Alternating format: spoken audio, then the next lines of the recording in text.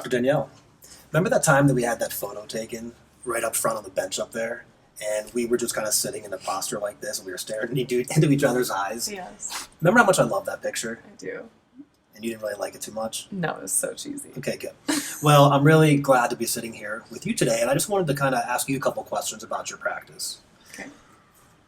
Now, most people know that we're upper cervical specific chiropractors, but what they don't know is that we also do a lot of other techniques within our office. So I was hoping maybe you could share a little bit about some common things that you see with people, or some different techniques that you do with people while they're in your office.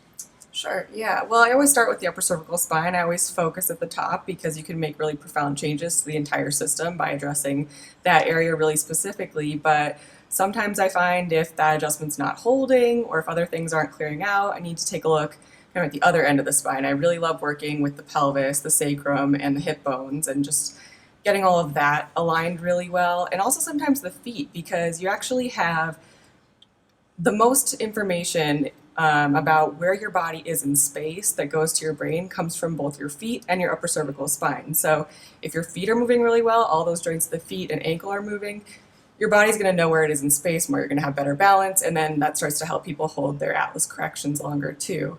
Another thing that I found that helps with that is working with the jaw too, because it's really linked with the upper cervical spine. So I focus on all those areas when I need to, and then we always go right back up top.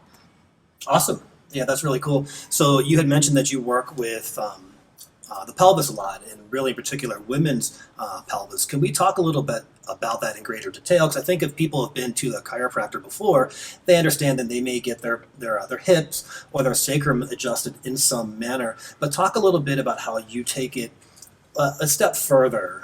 Really, you focus on the bones, but what else is going on in this complex area? Yeah, it's very complex, and there's three main joints of the pelvis that I work with. There's one in the front and two in the back, but there's also ligaments and muscles and other structures there that you want to make sure aren't spasming or aren't protecting those joints too. So I work with what's called the Webster technique, which addresses ligaments in the back and the front of the pelvis, and also addresses those joints, as well as it looks at some of the hip flexor muscles and some of the muscles in the back that are supporting the SI joints. So making sure all that's clear and moving really well is really important, especially in pregnancy, to create more room through the uterus and more comfort and ease.